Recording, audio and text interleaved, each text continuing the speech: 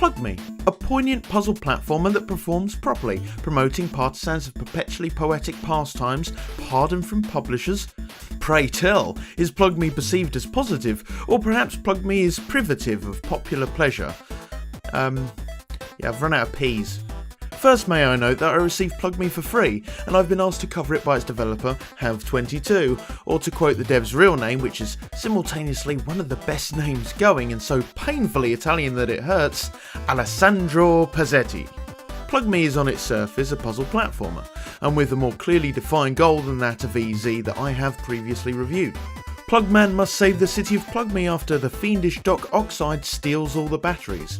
This cute little intro cutscene not only gives us a jaunty plot to follow, it also shows us the central mechanic of these energy bars running flat, causing obstacles to fall from them.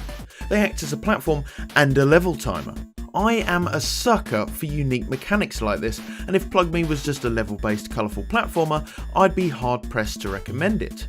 But the ingenuity here from Alessandro is wonderful, and for someone who's not a great fan of this more casual offset of platformers, I was raised on Crash and Spyro, they are where my heart lies, I am certainly compelled to scream the praises of fun little indie titles like this. Plug Me is not only creative and devious, it's very endearing. And from the bright, colourful art style to the chippy soundtrack, Plug Me presents itself in a casual light. I mean, you could quite easily envision screenshots of the game on an app store of some kind, but it's wholeheartedly enjoyable and does well to include those not comfortable with the challenging time limit the game presents. For those of us lacking the godlike finesse required to not only complete each level flawlessly, but to do so while grabbing the bonus battery placed out of reach, the game allows some leeway with the Evinrude mechanic. This handy little fly guy here will remove an obstacle from the level after 10 deaths. Furthermore, the death streak mechanic will slow down the bar based on the amount of fatal mistakes you accumulate.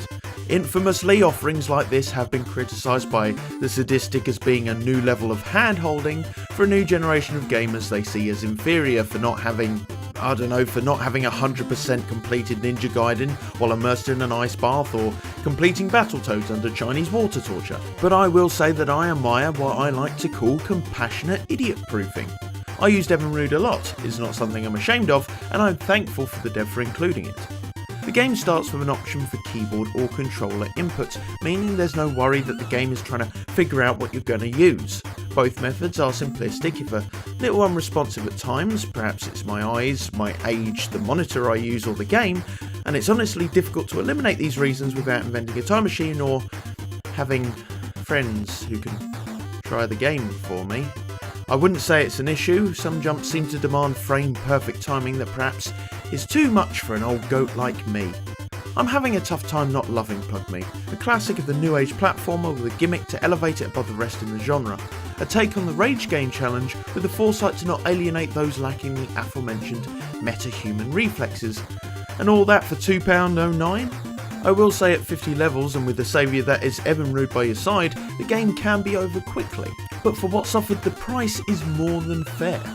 You will like this game if you like jumping precision, electrical power and crumbling platforms.